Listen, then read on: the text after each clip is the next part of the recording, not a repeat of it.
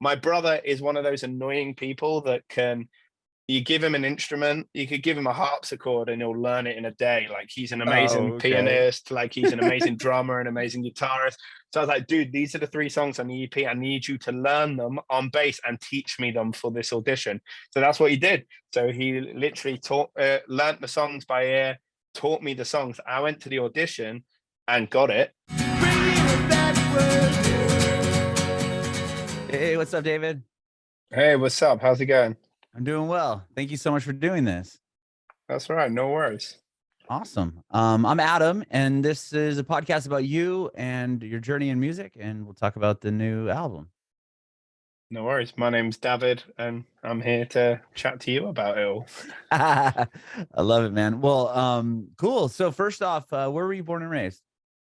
So I was born in a town called Halifax, not in Nova Scotia, but in West Yorkshire in Okay. England. I moved around a lot when I was younger. I grew up and kind of like was raised partly in the Middle East, in United Arab Emirates, and Really? then yeah, and then me and my brother, who is a singer in Bury Tomorrow, Yeah, yeah. we lived in Dubai, Abu Dhabi, and Bahrain, and then we moved back to England, where we've been in Southampton since. Oh man. So how long were you living in the Middle East for? Or even, I mean, in So for Dubai and all me, that? it was I think it was like 4 or 5 years. Like I Okay. did like my primary school education out there. But yeah, Oh my and gosh. then moved back, did secondary education here. Dan was really young, obviously, when we were out there, but obviously, I was a bit older, 4 years. Okay. Yeah, I was gonna ask. I thought I saw that you were a little bit older than your brother.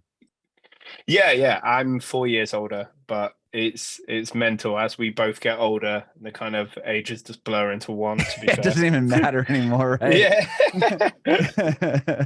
It's funny how that is. Like the age gap, I'm sure for 40 years when you're in high school and he's, probably still in grade school. And then like it yeah. kind of slowly progresses. And then it's like at some point it doesn't even matter anymore. Yeah, I think the age on that is like 25. Like once you both get past 25, it don't matter. It don't matter anymore if like it's 4 years, 10 years. Like if you're both over 25, you're both old. So Right, 100%. Yeah, my sister is 11 years younger than me, and it was like it's weird. Like she doesn't even remember me living at the house or anything like that. And then like we're tight now, but it's the 11 years age gap doesn't mean as nearly as much anymore. You know what I mean? yeah, straight up. Um, what about music? Do you come from a musical household?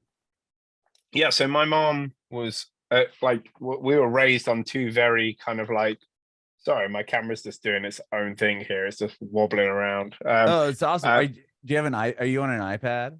yeah, yeah, I am. Yeah. I love that new iPad. I interviewed somebody the other day, and like they would move, and then the camera would move with them. I'm like, what are you using? And he's like, dude, it's just an Yeah, iPad. it's mental. It just looks at it. Technology is wild. It's Um, cool though. It looks great.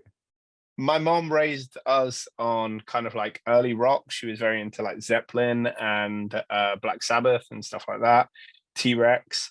And my dad was very much into like 80s electro, so Depeche Mode, New Oh, cool. Order, that Hmm. sort of thing. So we kind of had a very eclectic music upbringing. My dad used to play guitar, my mom sung. So we have this weird kind of they were never had a career in music, but my dad was like a radio DJ. My Was he mom used to really? sing in choirs and stuff like that. So it's like all of these things that kind of came together and just kind of let us appreciate music as one thing rather than like set genres. So that was really cool. And we owe a lot of how we are inspired by music and the music that we're inspired by to that eclectic upbringing. We used to do these things where, even it was like when YouTube first came out on your TV and stuff like that. So, Hmm. um, so we would do nights where we would just like everyone picked a song. So we like a family jukebox night. So it's like everyone had to show everyone new music. So my mom and dad were constantly like learning new music, and they would show us music as well. So it was like we have like a big music sharing policy in our family. I love that. That's one of the coolest things I've ever heard. That's so Well, awesome. I now do it with my daughter. So my daughter is 6. So we do this thing where we take it in turns to show each other songs that we like and stuff like that. And so I'm kind of like doing the same thing, and I kind of like that it's being passed on. And yeah, I love it. I have a 7-year-old. I think I'm going to steal your idea. I'm going to steal your tradition. Honestly, it's I so think it's so so cool. fun to see their reaction to things. And I don't know about you, but myself and Dan, for quite a while, used to DJ in nightclubs and stuff like that. So we looked at it from that point of view. So rather than just like, oh, here's a song I know that I think you'll like it, and this is what my mom and dad did as well. You vibe off of each other. Oh, so if you like this, you'll probably like this, and if you like this, then you'll probably like this, and that's kind of like what I'm passing down to my daughter is songs don't necessarily have to be in any order, but when you can feel a vibe and you can kind of work with that vibe, like pick a song that feels like this song. And that's kind of what I'm doing with her. And it's really fun because she'll make connections that I would have never have made. And it's just, it makes you view music in a completely different way. When you view it through the eyes of a 6-year-old going, hey, this song makes me feel like this. And then I want to do this song because I feel the same way about that one. It's a pretty clever thing and special. That's amazing. I actually, I think it's fascinating that your dad was on the radio because I was on the radio in here or in the United States for like 17 years. And I have an older son who's 15, and I remember I was programming this or helping program the station in San Diego, California, and we'd get like, you know, record labels would pitch all these new songs, these artists and stuff, and I would play them for him in the car. And if he was like, oh, this is a vibe, or like this is a cool song, then it would almost be like, okay, this could like has more of a potential of being a hit if like he was, I don't know, 8 or 9 at the time, like, taking it back to my, you know, the program director of the radio station being like, this could be a hit. Like, I'm telling you, he was like, oh, this is good. And, you know, the young ears kind of know what really will possibly land. You know what I mean? It's kind of interesting to hear their perspective. So me and my dad used to like gamble on hits. So we'd No hear way. something. So we'd hear something about, I bet you a fiver that this goes top 10. Like, I will bet you any money that this goes top 10. And we would do that with each other, be like, hey, I heard this today. It's gonna be big. And I'm like, okay, cool. And the one that I remember like the most, because it's the first time that I ever nailed it. Yeah. So it's the very first time I heard it. I heard it in a bar in Poland. Yep. And I came back and I said to my dad, I've just heard this most mental artist you've ever heard while I was away. It's kind of like Madonna meets Katy Perry. I think it's gonna be huge. And it was Poker Face by Lady Gaga. And I remember like being like, I wish I'd had money and put it on there, because I was like, that is absolutely perfect, like flawless pop music. And he was like, really? And I'm like, I couldn't even remember the name of the song because this was before Shazam. So I'm like, I don't, it kind of like went like this, and I was like, it's gonna be massive. And then yeah, I was like this stoked, and that made me fall in love with Lady Gaga as a musical beast. And I have like a huge Lady Gaga portrait on the side of my leg as well. Do you really? That's so rad. Wow.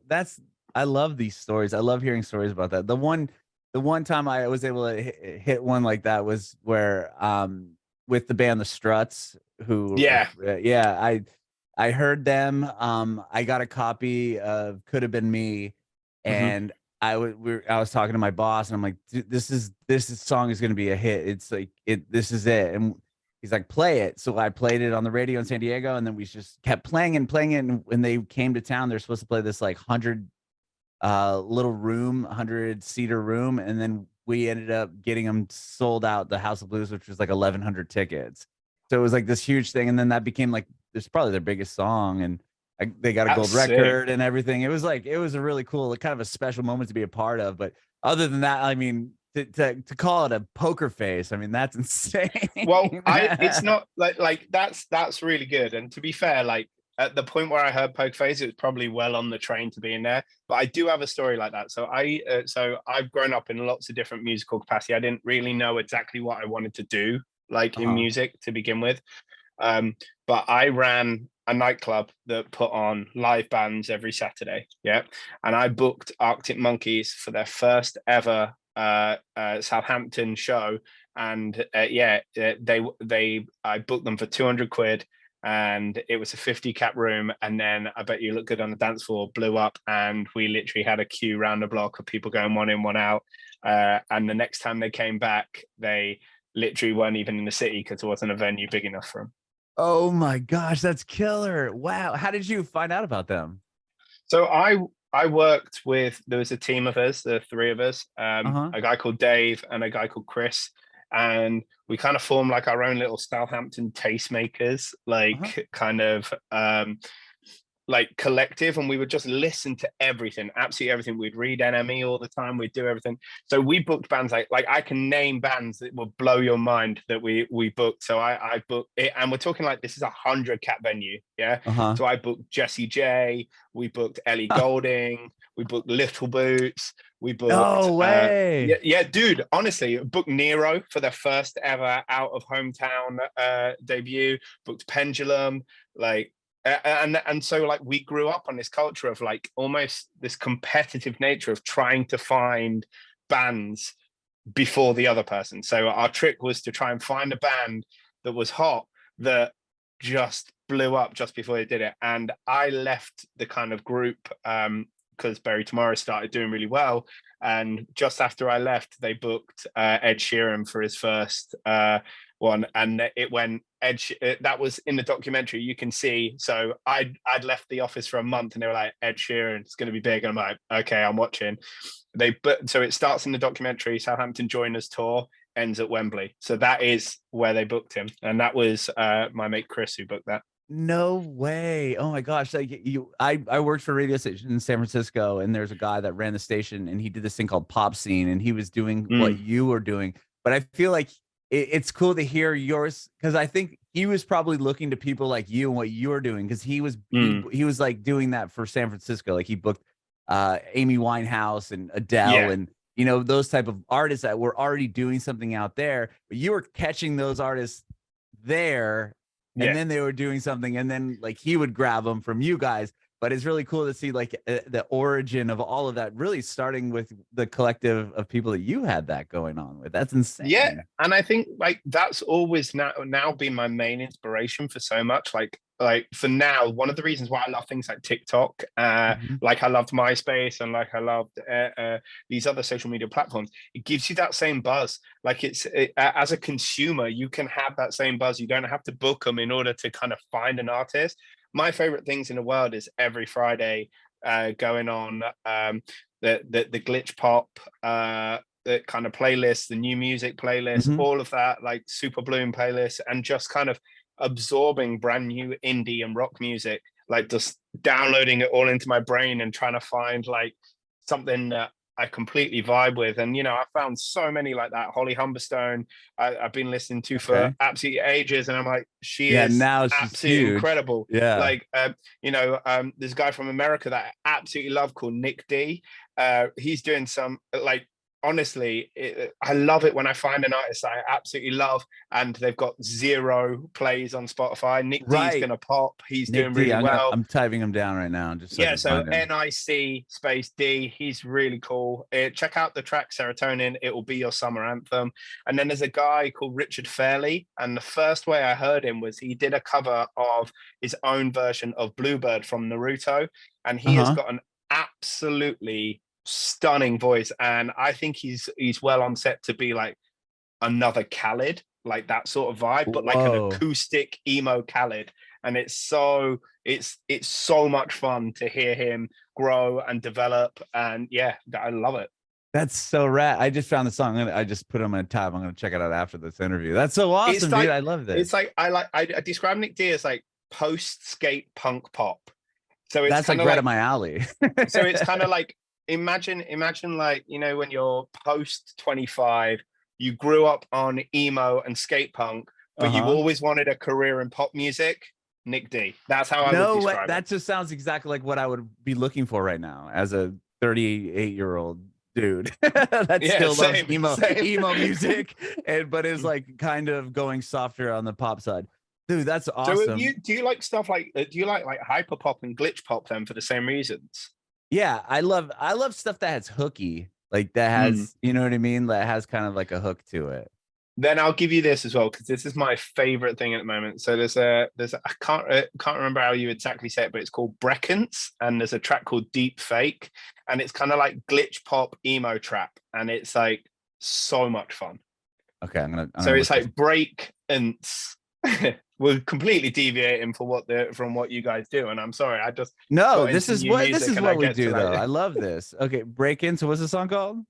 Deep Fake. Honestly, it's an earworm and a half. It'll be all over your headphones for the next 3 weeks. Okay, well, I'm checking this one out too when I'm done. I just found it as well. Awesome. No, that's what I love about this. So I did, like I said, I did radio for like a long Mhm. time, and you could never have cool, like longer form conversations like this. It would be like, okay, you got to be done in 5 minutes, and then we're gonna slip that down to 2 or 1, if you know what I mean. Mm. It's just like it's just bullshit. And like I love this because I can speak with you about cool stuff like this. But so obviously, I mean, you talked about booking bands and DJing clubs and stuff. When it came to like being in a band or playing, you play bass. Was that the Mhm. first instrument you learned, or were you in bands prior? Or like, tell me about that No, so portion of it. so so kind of I never wanted to be in a band, like which is really weird. I wanted to be in entertainment and I wanted to be in musical theater actually. So I Oh, was a big musical theater nut. I got into drama school when I was 16 in London, cool. a place called Lambda. Um, but I stupid story, like my family got Sky TV when I was like 16, and I discovered Kerrang, and I heard a song. Me and my brother both heard it at the same time, and we heard song Last Resort by Papa Roach. And instantly within that moment, I was like, I want to be in a band. Like, so I wanted to be in a band. So I didn't ever go to drama school. I went back to university, did a bunch of stuff. I was like, so I changed my whole mindset. I was like, right, I just need a job that can run alongside me being in a band, because that's now my primary function. That's all I want to do. So I did nursing, and then I didn't get along with that. So I ended up doing a degree in psychology, biological psychology, Uh-huh. because I was like, I can just run stuff alongside it. And then I put everything into like living and breathing music, like literally everything. So I ran a nightclub that put on live music. I was a tastemaker with this collective. I DJ'd in clubs. Anything I could do to get my hands on music, I did. I was in I used to front a band, like a hardcore punk band, that was kind of like AFI meets Terror type thing. Oh, cool. Um, AFI are like AFI and Alex on Fire are my two favorite bands, and Oh, they've cool. always been the bands that I've kind of always gravitated to. And then I met Jacko, who was the drummer in this up and coming band in Southampton called Bury Tomorrow, and they were starting to kind of sell out their local shows, and they were doing really well. And they just lost their bassist, and he was speaking to me because obviously I ran the local club, and he was like, "Do you know anyone?" And I lied through my teeth, dude. I literally was like, "I can do it. I can play bass." And he was like, "Really?" And I'm like, "Yeah, dude. I'm a great bassist. I'm all about the bassing." Yeah. And he was like, "Cool, come to this audition." I shit you not, I had never ever even seen a bass like in my life till that point. My brother is one of those annoying people that can, you give him an instrument, you could give him a harpsichord and he'll learn it in a day. Like, he's an amazing Oh, okay. pianist, like he's an amazing drummer, an amazing guitarist. So I was like, dude, these are the 3 songs on the EP. I need you to learn them on bass and teach me them for this audition. So that's what he did. So he literally learned the songs by ear, taught me the songs. I went to the audition and got it. And then from that point, I said to Dan, I was like, if you get me into this band, I know that this band are going to be the one. Yeah. And me and Dan always had this pact. We were like, because he was in bands growing up and stuff like that. Uh-huh. Whoever was in the one that they were certain that was the one, they get the other one in so we could do it together. And that was always our pact. I And love that. I knew from hearing the EP, I was like, if I get into this band, this is the one. This is the one that I will have my career in. And I got in, and 3 weeks later, I was like, "Hey, we should bring in this guy to do like backing screams and keyboards. He's amazing." And that's how Dan joined Bury Tomorrow. And then when the old frontman left in 2007, Dan stepped up to the plate, and the rest is history. Okay, wow. So I didn't realize he wasn't the singer. This is crazy. So I was imagining that the band started from the two of you and then joining, grabbing other people, No, but so the total so opposite. they were a proper local band, like, and they grew up like a friend band that grew up on Green Day covers, and then kind of that moved over into like Story of the Year covers and things like that. Then they started writing this EP. They wrote two EPs that were kind of like 3 tracks. Yeah, very very local. Would be doing like 50 to 100 in our local area. Never really toured outside of that, but there was something like so sick about them. It just had like, it was very Still Remains-y, and I was a Hmm. massive Still Remains fan. Hmm. So yeah, and then me and Dan joined, and honestly, from the second we joined until our first UK tour was probably 3 months, because I went into hyperdrive. Everything that I'd learned from running venues and doing stuff like that, I kind of, probably annoyed a couple of them back in the day, because a bunch of them left after, not in a bad way, but it got very busy very quickly for Bury Tomorrow.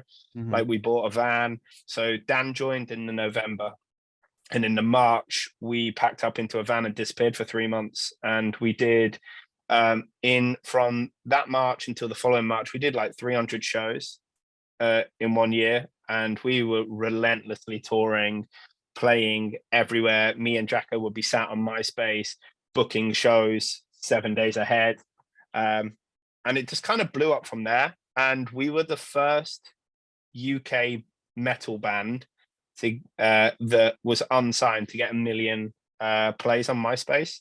No And way. that's when a bunch of American labels like hit us up and was like, "Hey, we've noticed you've done 1 million plays on." We never left, like, on MySpace. We never left the top UK metal charts for unsigned bands. So ever, Wow. like, and it was mad. So we had a real big following on that. So we were asking for fees that, once we started getting a management and label and stuff like that, and we had like a proper agent, we were Hmm. getting fees, and we were like, "Hey, we were getting double that 2 years ago." And they were like, Yeah. What are you "Yeah, guys but doing? we were booking it with kids on MySpace. What do you expect?" And so yeah, but we ended up being solidly out for 3 months at one point, sleeping on floors, sleeping in, uni halls, anywhere that would take us. We met some really good friends during that time, but genuinely, we just wanted to be a band. So when you guys joined, you said they already had some songs. Obviously, they're doing a Yeah, little bit of. Were any of those songs on Portraits, or did the no. band kind of you? At what point would it be like? Did your was it okay? Your brother's now singing everything, and like, is that kind of when the band changed, like turned, and then those Yeah. songs started to come around? Okay. So what kind of happened is we had an EP, yeah, Hmm. and there was a couple of songs on the EP that Dan did fully, yeah, uh, Hmm. and then after that, our old singer Andy, he was getting married. He had a really good job. We were about to tour relentlessly, and he was like, "I don't know if I can do this." Yeah, so we were like, "Okay." It was a proper bummer at the time, I remember, and Dan was like, Sure. "I can do it," and we did. We went and did Portraits, but we toured for 2 years off of one EP before we ever did Portraits. So we literally hammered the Sleep of the Innocents EP, which Sleep of the Innocents EP is a concept EP for anyone who's heard it. There's this whole story that myself and Andy wrote, and then the first 3 albums are what we like to call like a demi concept, which is a singular theme that kind of runs throughout the album, but not necessarily like a narrative. It's just like themes and focus. And then the 3 albums work as a three, like a past, present, and future. So Portraits is about the past, and then Union of Crowns was about the present, and Runes was about the future. And that's kind of how we set up this weird demi concept of, and then Black Flame. Then we did an album called Earthbound, which wasn't. We just kind of dropped the demi concept from that completely. Uh-huh. And then Black Flame and Cannibal were both demi concepts again. And then with The Seventh Son, we've gone back to just single storytelling. Okay, I was going to ask if that's going to be another piece of the like a puzzle here. So this is you're back to singular storytelling on this newest Yeah, album. so back to singular storytelling, although we are wanting to kind of then next delve into more narrative based concepts again, because it's what me, Dan, and Dorse like to write.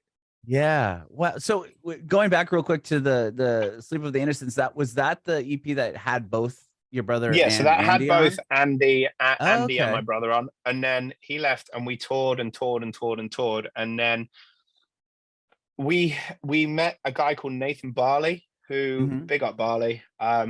We tried to get signed for absolutely ages, and it was going nowhere. Yeah, and he said that he would basically create portraits for us and do it for us. And so he gave us a small advance, and then an energy company called Monster Energy. Yeah. We were endorsed by them because we were relentlessly touring. Yeah. So Yeah. They picked up a get lot of bands like in your vein for a long time. I think they might if it still do wasn't like that for Monster, energy tour or something. yeah, if it wasn't for, and we'll get onto that, but if it wasn't for Monster Energy, our band, the first three albums wouldn't have happened. So Really? they we got half the advance from Basic, and then we knew who we wanted to go to. We wanted to go to Dan Weller and Justin Hill from Sixth to do portraits, and so Monster Energy matched Basics and kind of let us do that. So that was amazing of them. And then we did that, and that was fully Dan. And at that point, we were the band pretty much that we kind of have stayed since. Obviously, we've lost a couple of members over the years, but that is essentially where we landed. And from portraits, then we had this whole thing with America, where we toured hard in America from the whole of 2010.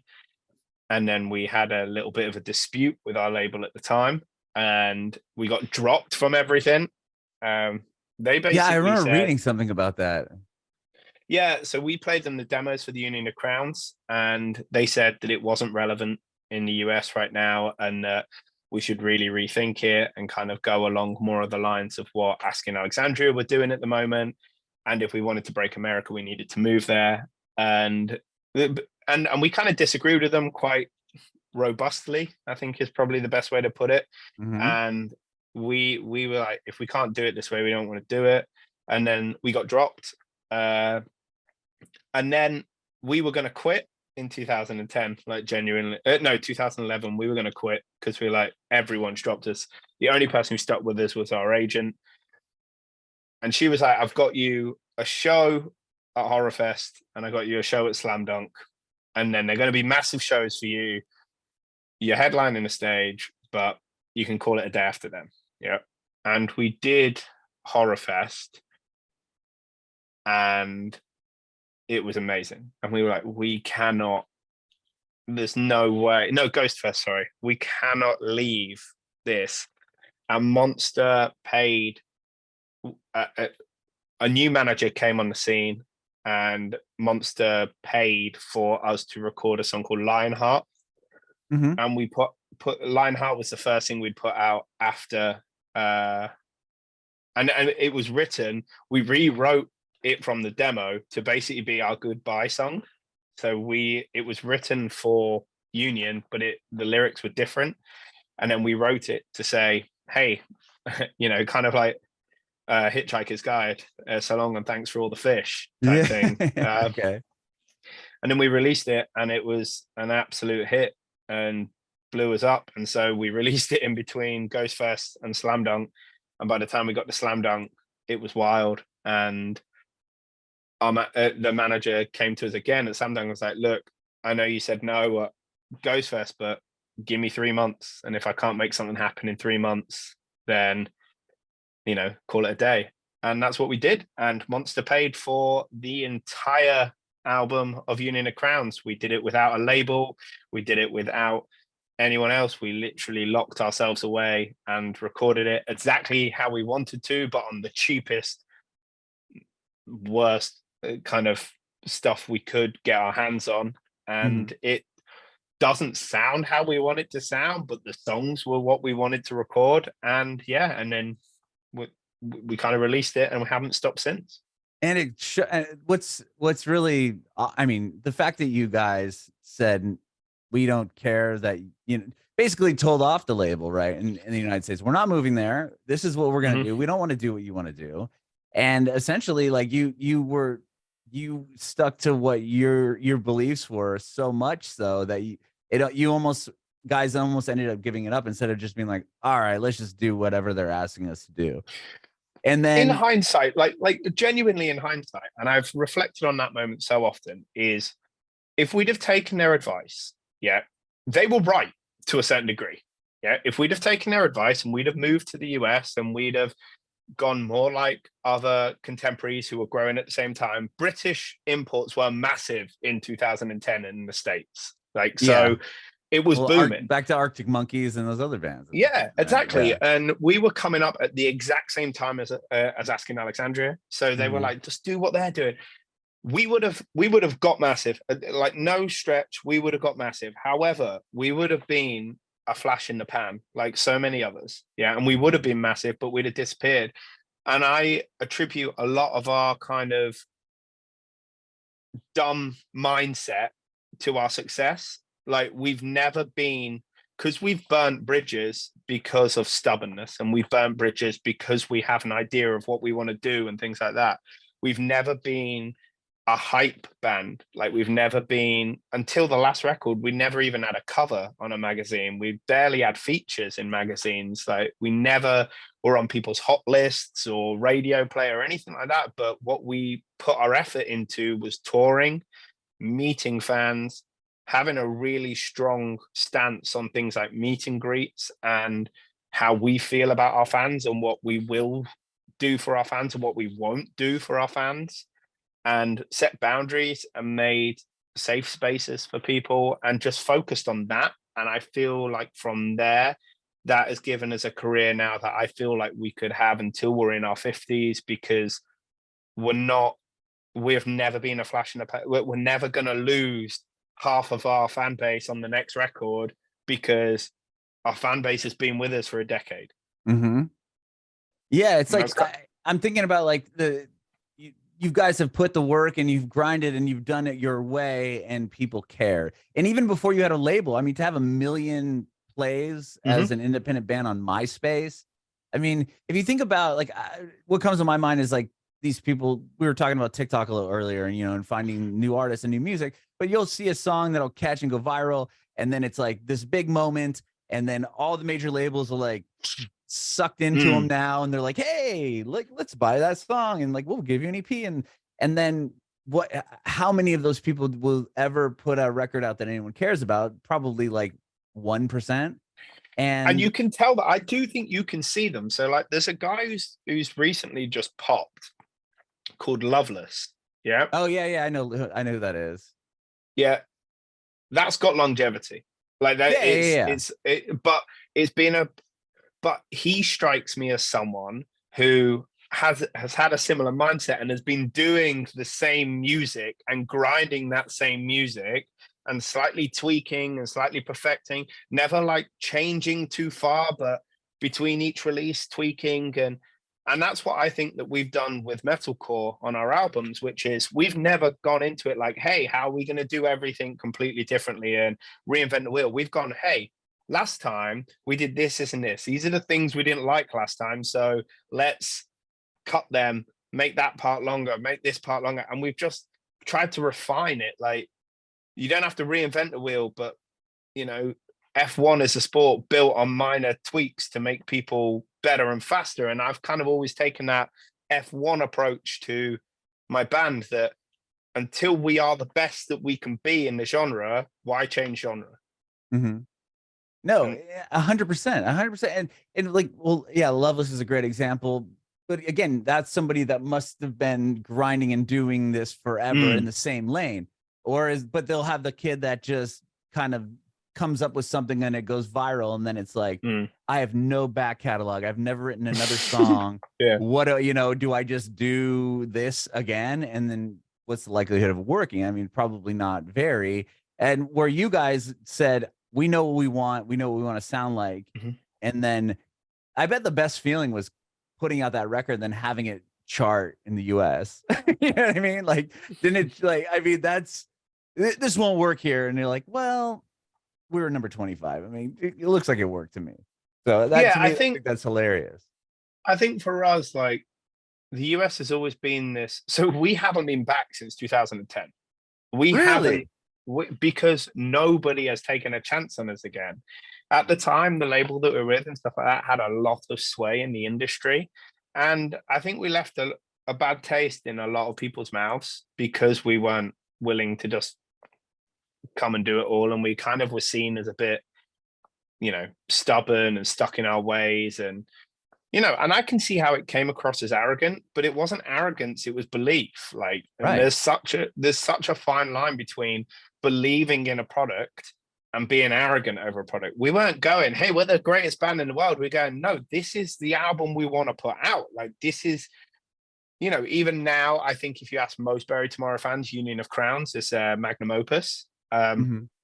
I think for most people, that is the album that they fell in love with. And I think that shows because we knew what we needed to do and we knew what we wanted to put out.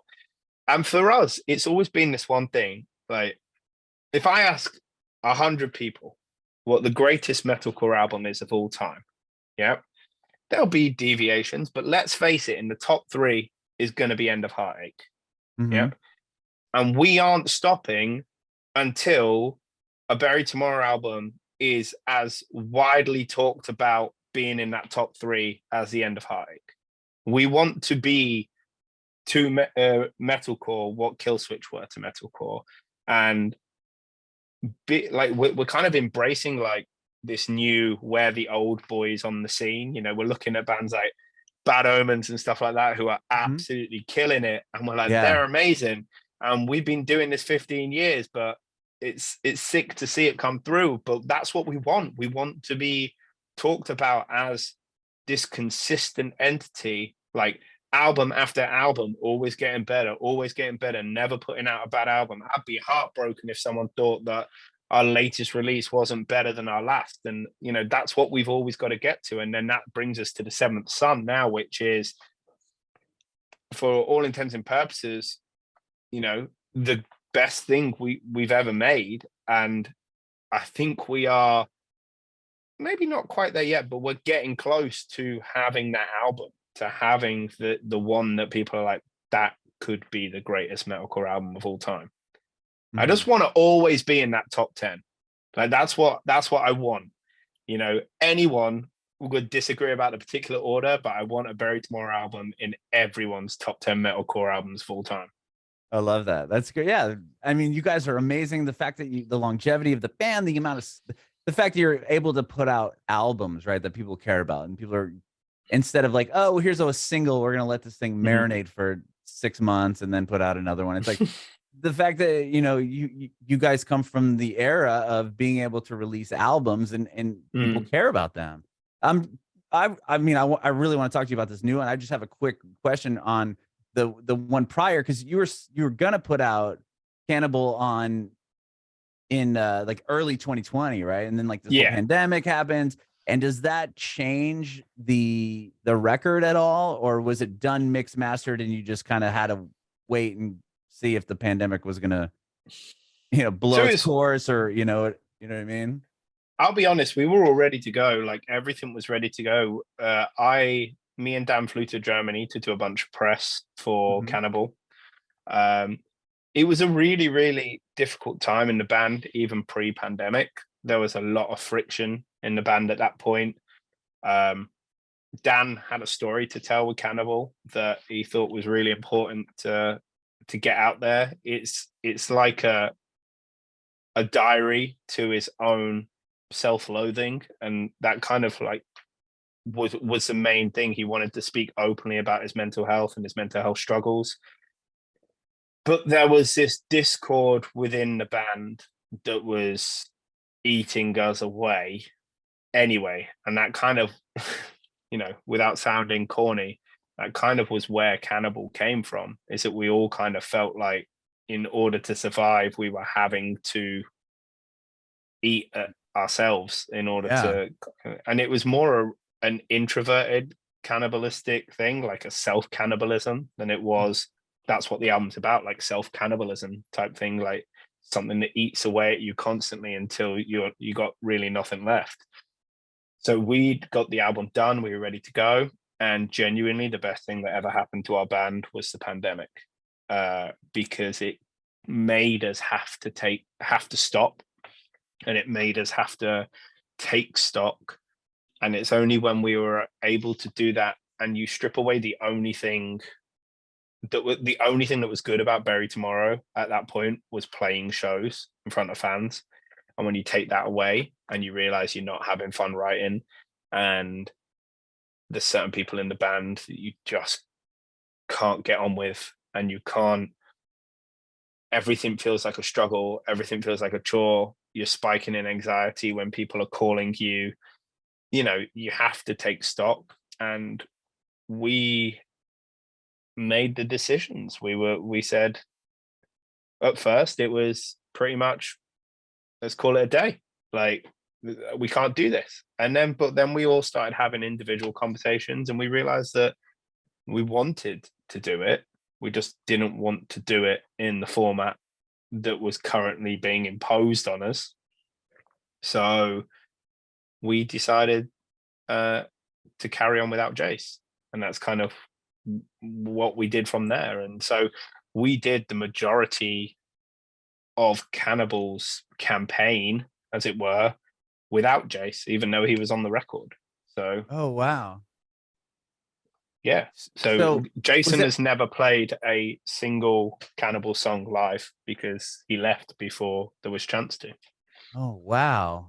Was that different going into this new record then? Like, was like having him not a part of the process with the writing the album, or is it mainly the you with your brother, and like how does the writing dynamic usually go? Did that affect it? I mean, I would imagine going forward, it changed everything. It Yeah. changed everything, and it was so much better. Like, we were trapped in this idea of worried about bringing creative ideas and different ideas, because the only way to describe it is, imagine you have just painted the most beautiful painting in the world, yeah, and someone goes, I love it, it's amazing, yeah, I love it, however the browns you need to turn to green. So you turn them to green, and then they go, I've been thinking about it, and actually I think the yellows need to turn green as well. So then you paint the yellows green, and then you make all these alterations, because at the time it like, hey, we're all collaborating, we can do it.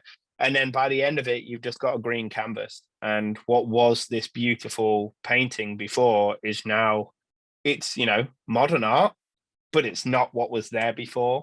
And I would say for the last two albums, Cannibal, and before that, Black Flame, I think that is the best analogy I could give you for how it felt being creative within that space. That goes from everything from a t-shirt design, album covers, lyrics, everything. Every single writing element was kind of reduced back to its lowest, most derivative form, because that was what was considered to be the best. And the second that he wasn't there, it was like there was no ideas off the table. And actually, it was, even now you listen to the Seventh Son, we can do more, and we're getting to the end of an album, we're like, hey, we can do even more.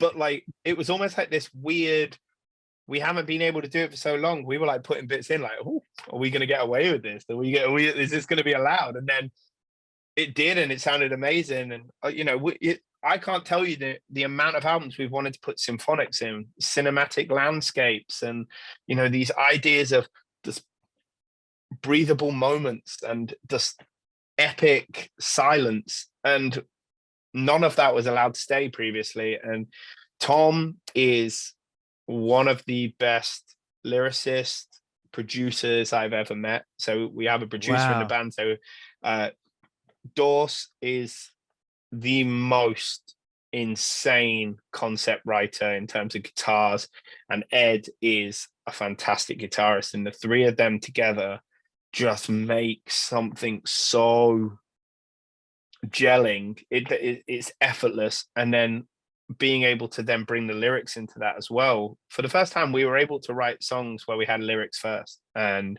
we were able to write songs around lyrics. That's something we've never got to do before.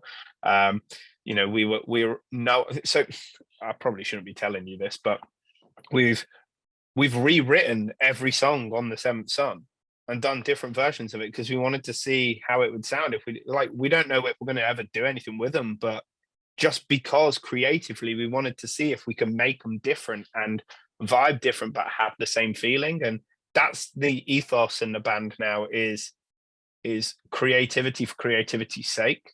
Like, don't paint the canvas green. Keep the painting, even if some people are like, hey, I prefer modern art. No, this is the painting we want you to see, and this is what we're going to show you. I love that. Yeah, I feel like, yeah, just having that sense of freedom to kind of do an experiment and do these things that you guys were always kind of held back on.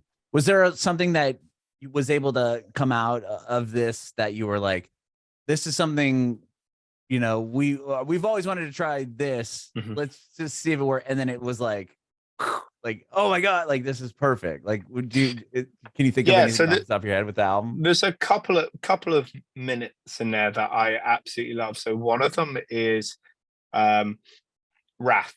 So the very last part of Wrath, I think, is one of my favorite parts of music that we've ever made. And it finished where it starts originally, and we just kept adding bits and dropping more bits on and adding bits here and bits there, and it just became like this love letter to cinematic rock music, and it just kept growing and growing, and it kind of felt very early on like 30 Seconds to Mars without the problematics, and then just kept growing and growing and growing. And yeah, the hardest part of is not making Wrath an 8-minute song. And then there's a couple of other bits. So some of the vocal delivery in Care was accidental, and it was accidental because it was riffed in one take, and then there were mistakes that were made in like delivery that were so good that we went back and kept them. And then the same with, I think personally one of my favorite tracks on the record is Carcass King, and we set out to make a Bury Tomorrow version of a black metal song with vocals, and that's something I've always wanted to do because I'm massively inspired by bands like Demi Borgir, A Year of No Light, Gojira. I love like black and death metal that is presented in a cinematic way. I think that's what's so special about that pocket of the metal world, is it feels like you're listening to a movie, and yet it's the heaviest shit you've ever listened to. And I think I always wanted to make songs like that, and we tried it with Quake on Cannibal. But again, that is the perfect, like, and now I've told you this, like, listen to Quake and listen to Carcass King, and you can see how in Carcass King we're showing you a painting, and in Quake we are showing you a green canvas. You can literally hear them side by side, how Quake is the song that could have been Carcass King, but had so much reduced to it that it never really met it. Wow, that's interesting. I'm gonna do that. I'm gonna check it out, because that's so cool that you're finding. I mean, to write the best piece of music that you've ever done as a band and have it on the newest album that it's coming out in a couple days here. Like that must be such a great feeling. I would genuinely say that if I had to pick a top 20 of Bury Tomorrow songs, all probably 9 out of the 11 tracks that are on this would be in my top 20. Wow, that's huge. That says so much, especially with the longevity of the band and all that you guys have accomplished. That's wow. And you're coming back to the United States, right? I mean, in May. Is this the first time in what, 10 years or something? Yeah, it is. It's our 10-year anniversary tour. I love it. Yeah, we're coming back, and we're coming to do a headliner because we decided that if we were going to do it, we need to stop waiting for an offer and just kind of book something. And it's been really cool. Like, the ticket sales have been mad. Like, it's kind of blown us away a little bit. So we're really excited to come out and meet people again, and just kind of go through that. We've got no expectations for it, which is a really good place to be. We just want to do it, so we decided to. I love it, man. Well, you're playing here in Nashville. I saw. I recently moved to Nashville, and I think you'll be here in May, so that's exciting. I have to put that on my calendar. Absolutely, that would be cool. Come on out. It'd be great to meet you in person. Well, and thank you so much for doing this, David, man. And this has been so cool to hear your story and hear all about the new album and the band and everything. And I really appreciate your time. No worries. Thank you so much for having me. Yeah, I have one more quick question before I let you go. Yeah, of course. Yeah. Cool. I want to know if you have any advice for aspiring artists. So I've been thinking about this a lot recently, because I'm in the process of writing a book about this, about what, how to be in music without having to sell your soul, essentially, is kind of like the ethos of it. I think have a focus that is a goal that isn't something that's like, I want to be famous, or I want to play this, or it's like, start with, I want to sell out my local venue. That's it. Start there. And do it. Don't, like, even no matter how you have to do it, no matter what you do in order to do it and have the best night of your life, because then it will show you that if you set a goal and you do it and you stick to it and you play it, that this idea that once you get and you tick off a dream, it's never as good. No, that's bollocks. It doesn't, that's not how it really works. What will happen is you'll sell it out, and then you'll be like, well, I can't believe we did that, but what's next? And that's the part where you have to know that it's right. And I think that too many people give up when they don't hit the hurdle. So if you don't sell out the venue the first time, that's cool. That just gives you an opportunity to tweak and make things better and do it next time. And then once you sold out that venue, sell out the towns that surround your venue, your thing. Like, do that, like, make that the thing, tour them, like, do a local tour, like, in 1 week, play 5 towns in your area, or like 60 miles away from each other. Do that. And then from there, sell them out. And then from there, do a state tour. And then once you've done your state tour, sell out your state tour. And people will notice your hard work. Make friends with your fans. You don't want to have fans. You want to have friends, because friends will always support friends, and fans will like you today and maybe not like you tomorrow. So make sure that you're friends, because that friend will bring 10 people next time. So stick to your goals, get there, and never stop, ever. Bringing it backward.